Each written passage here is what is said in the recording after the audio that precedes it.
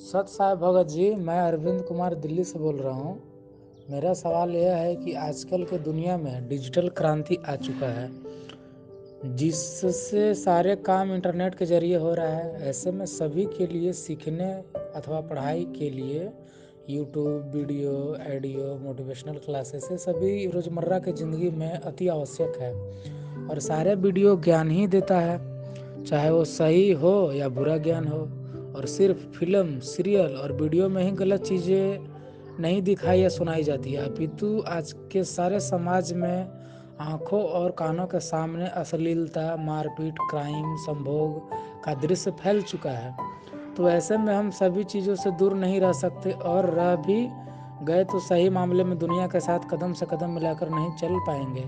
तो मेरा कहना यह है कि कुछ भी दृश्य या सुने, चाहे वो किसी भी माध्यम से हो, समाज से या सोशल मीडिया से हो, देखें सुने, ताकि समाज के दुख, व्यभिचार और अश्लीलता के अच्छी तरह से समझ पाएं कि काल भगवान कैसे मान्यता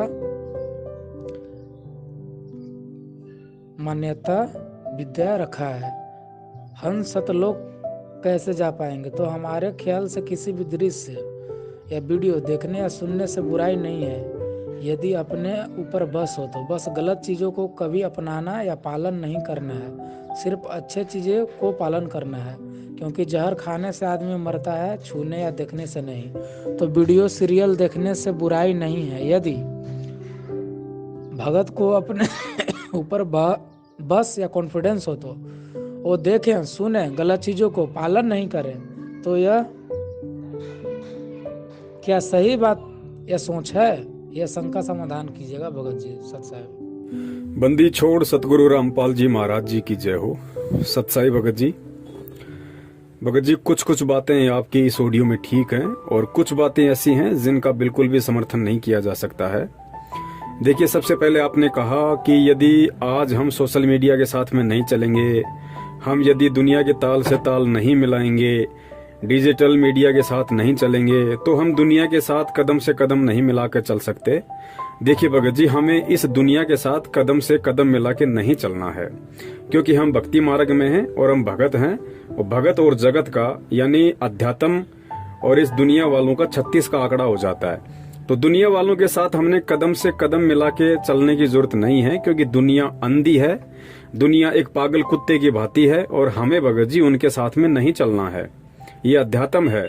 अब हमारे कुछ डिफरेंस रीति रिवाज हैं, परंपराएं हैं, हमें केवल उनके अकॉर्डिंग चलना पड़ेगा। और दुनिया चलती है कुरीतियों के साथ में, तो कुरीतियों को हमने छोड़ना पड़ेगा। ये बातें जब आप सतगुरु के ज्ञान की गहराई में जाओगे तब धीरे धीरे आपको समझ में आने लगेंगी। हो सकता है फिलहाल आपको ये वीडियो देख के समझ में ना आए।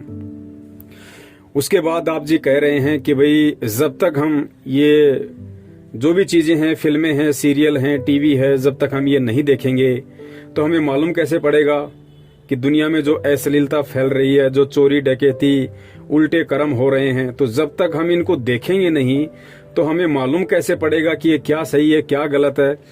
देखिए भगत जी, हर चीज को जानने पहचानने के लिए उस चीज के अंदर घुसना जरूरी नहीं होता है।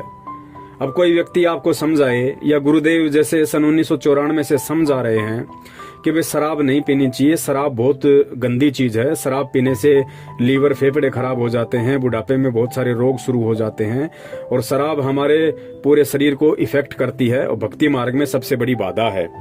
अब कोई भगत कहे नहीं जी, जब तक शराब पियेंगे नहीं तो मालूम कैसे पड़ेगा कि शराब लीवर खराब करती है, तो ये तो फिर मूर्खता हो गई। ये कोई समझदारी वाली बात नहीं है, क्योंकि कहते हैं समझदार व्यक्ति वो नहीं है जो ठोकर खा के समझे। समझदार व्यक्ति वो होता है जो दूसरों की ठोकर से समझ जाए कि अगर इस रास्ते जाऊंगा तो मैं भी आज नहीं तो कल अपना अंगूठा फुड़वा ही लूंगा। और गुरुदेव ने कभी भी टीवी वगैरह देखने के लिए मना नहीं किया है। सतनाम लेने के बाद में जो 34 नियम दिए जाते हैं उनमें परमात्मा ने मना कर रखा है कि भाई हमने ये फिल्में, सीरियल वगैरह ये नहीं देखना है, क्रिकेट मैच वगैरह नहीं देखने हैं। परमात्मा ने टीवी देखने से मना नहीं किया भगत जी, क्योंकि खुद परमात्मा का सत्संग टीवी में आता है, तो परमात्मा टीवी देखने से कैसे मना कर देंगे। और टीवी कोई बड़ी चीज थोड़ी है, मोबाइल भी तो एक टीवी है, मोबाइल तो टीवी से भी एडवांस है। तो टीवी से खतरनाक चीज तो मोबाइल है। जब परमात्मा मोबाइल देखने के लिए मना नहीं कर रहे तो टीवी के लिए कैसे मना कर देंगे। लेकिन भगत जी, इन चीजों को हमने समझना पड़ेगा। चाहे टीवी हो, चाहे मोबाइल हो, हमने इनमें केवल उन्हीं चीजों को देखना है जो चीजें हमें कोई शिक्षा दें, और वो भी कौन सी? भक्ति मार्ग की। और भक्ति मार्ग की शिक्षा, चाहे टीवी हो चाहे मोबाइल हो, अगर इनमें कोई ऐसा वीडियो ऑडियो है जो हमें शिक्षा दे सकता है तो वो केवल सतगुरुदेव जी का सत्संग है। सतगुरुदेव जी के अनमोल प्रवचनों के अलावा ना कोई ऐसा टीवी सीरियल है, ना महाभारत है, ना रामायण है, ना अन्य कोई किसी प्रकार का धारावाहिक है, ना कोई फिल्म ऐसी है जो हमें शिक्षा दे सके। क्योंकि परमेश्वर ने हमें इस पूरी दुनिया का सार निकाल के सत्संगों में सुना दिया, दे दिया। तो टीवी में देखो चाहे मोबाइल में देखो, अगर कुछ समझना है वास्तव में, हमें देश दुनिया को समझना है, अपने आप को समझना है, अपने परिवार रिश्तेदारों को समझना है, भगवान या भक्ति को समझना है, तो उसके लिए हमने परमात्मा के सत्संगों को समझना पड़ेगा। और सत्संगों को चाहे आप टीवी में देखो, आप चाहे मोबाइल में देखो, कोई हर्ज नहीं है। और परमात्मा ये मना इसलिए करते हैं क्योंकि चाहे कोई फिल्म हो चाहे कोई सीरियल हो, भगत जी आज 99% इनके अंदर अश्लीलता, फूहड़ता, गंदापन यही भरा पड़ा है। और 1-2% यदि कोई ऐसी फिल्में या धारावाहिक हैं जिनमें अश्लीलता और फूहड़ता नहीं है, तो भी उनको देखने से कोई फायदा नहीं है, क्योंकि उनमें वही घिसी पिटी कहानियां, वही काल्पनिक बातें, जोड़ तोड़ करके बनाई गई बातें, तो उन चीजों का कोई महत्व नहीं है। वो चाहे कितना अच्छा सीरियल हो, चाहे वो भारतीय संस्कृति के ऊपर हो, चाहे उसमें बेटा अपने बाप के पैर छूता हो या औरत पूरे कपड़ों में रहती हो, मतलब उस टीवी सीरियल में चाहे कितने ही अच्छे अच्छे संस्कार दिए जा रहे हों, वो भी हमने नहीं देखना है। क्यों नहीं देखना है? क्योंकि वो केवल दिखाने तक सीमित हैं। लेकिन जो रोल उस टीवी सीरियल में जो माँ कर रही है, जो बाप कर रहा है, जो बेटा कर रहा है, यानी जितने भी पात्र उस अच्छे सीरियल में रोल कर रहे हैं, वो भगत जी अपनी रियल लाइफ में वैसे नहीं है, जैसा वो दुनिया को मूर्ख बनाने के लिए उसमें एक आदर्श व्यक्ति की भूमिका में रोल करते हैं। तो फिर गुरुदेव की वाणी है कि करनी तज कथनी कथ है, अज्ञानी दिन रात और कुत्ते ज्यों भौंकत फिरे, सुनी सुनाई बात। जो व्यक्ति वास्तविक जीवन में शराब पीता है, मांस खाता है, और वो रामायण में राम का किरदार कर रहा है, श्री कृष्ण जी के सीरियल में श्री कृष्ण जी का या सुदामा जी का चरित्र कर रहा है, रोल कर रहा है, तो उस व्यक्ति के द्वारा किया गया वो रोल समाज को प्रभावित नहीं कर सकता, वो लोगों के दिलों में जगह नहीं बना सकता, वो देश दुनिया को नहीं बदल सकता। क्यों नहीं बदल सकता? क्योंकि खुद वास्तविक जिंदगी में वो व्यक्ति वैसा नहीं है जैसा वो रोल कर रहा है। तो जो व्यक्ति जैसा नहीं है, जैसा वो रोल कर रहा है, तो उसके द्वारा किए गए रोल से सामने वाले पे कोई असर नहीं पड़ेगा। ये बात गुरुदेव ने अध्यात्म में समझाई हमें, क्योंकि उसके शब्दों का कोई असर नहीं होगा, क्योंकि वो करनी तज के खाली कथनी कथ रहा है, वो अज्ञानी की श्रेणी में है और वो कुत्ते की तरह काम कर रहा है। कुत्ते ज्यों भौंकत फिरे, सुनी सुनाई बात। उसके बावजूद परमात्मा ने हमें ये टीवी, फिल्म, क्रिकेट वगैरह फालतू के नाटक और बहुत सारे अश्लील कॉमेडी टाइप के सीरियल आते हैं, ये परमात्मा ने हमें देखने के लिए इसलिए मना किया है क्योंकि भगत जी आप और हम सब जीव हैं। अब हमें पूर्ण परमात्मा मिला है। परमात्मा ने एक तरीके से हमारी मेमोरी को धीरे धीरे डिलीट करना शुरू कर दिया। जो भी गंध हमने नाम दीक्षा से पहले इस खोपड़ी में भर रखी थी, इस मेमोरी कार्ड में भर रखी थी, पहले हम फिल्में, सीरियल, क्रिकेट, पता नहीं क्या क्या देखते थे, तो वो गंदगी जमा थी।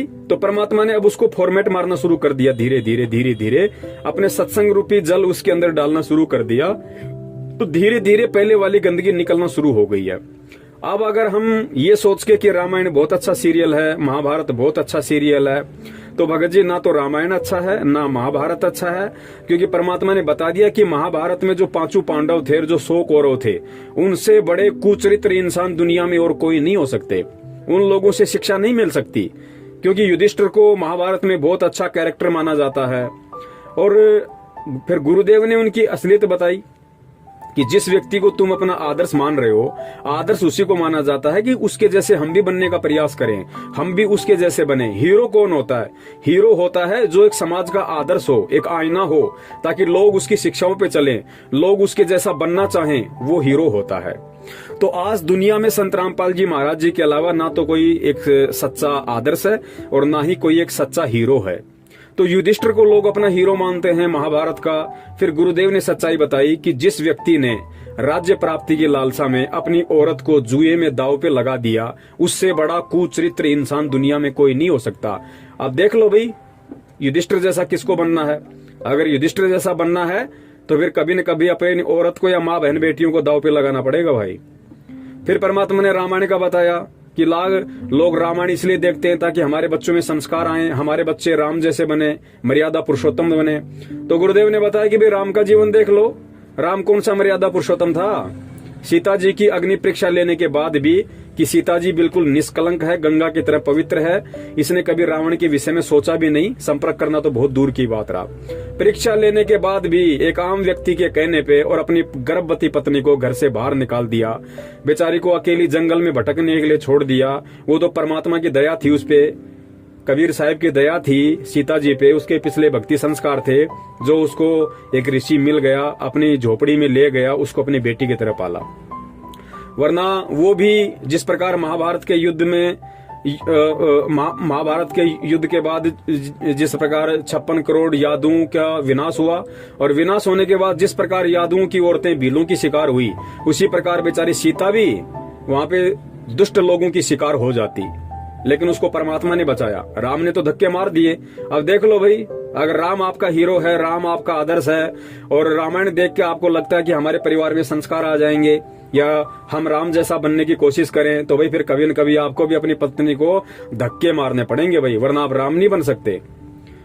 और सबसे लास्ट वाली जो बात है, वो परमात्मा इसलिए मना करते हैं क्योंकि भगत जी हमारा जो दिमाग है वो एक मेमोरी कार्ड है, और इस मेमोरी कार्ड में हम जैसा फीड करेंगे वैसा ही ये बाहर निकालेगा। तो हम जितने भी ये क्रिकेट मैच देखेंगे या अन्य कोई सीरियल देखेंगे, कोई कॉमेडी सीरियल देखेंगे, कोई फिल्में देखेंगे, तो होगा क्या, सबसे पहले तो सतगुरु के वचन की अवहेलना हो जाएगी, क्योंकि गुरुदेव ने जब मना कर दिया कि नहीं देखना, तो उसको नहीं देखना। अगर उसको देखेंगे तो फिर वो गुरु के वचन की अवहेलना हो गई।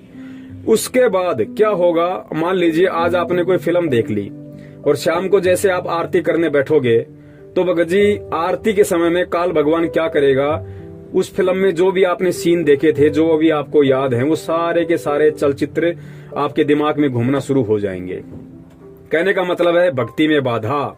अब बताइए क्या हासिल कर लिया आपने वो मोबाइल में सीरियल देख के या टीवी में वो फिल्म देख के, रामायण और महाभारत देख के? क्या मिल गया आपको? मार काट, छेड़छाड़, लूट पाट, गाली गलोच, हथियार, क्या मिला बड़े भैया? तो भगत जी ये भक्ति मार्ग है, और भक्ति मार्ग को समझने के लिए हमें सतगुरु के सत्संगों को ही सुनना पड़ेगा और सतगुरु के वचनों को ही आधार बनाना पड़ेगा। तो हमने हर पहलू पे भगत जी विचार करना पड़ेगा। अब हम भगत हैं और भक्ति मार्ग में हैं, तो हमने सतगुरु के प्रत्येक सत्संग रूपी आदेश की और उनकी जो मर्यादाएं हैं, नियम है, हमने उनका कड़ाई से पालन करना पड़ेगा।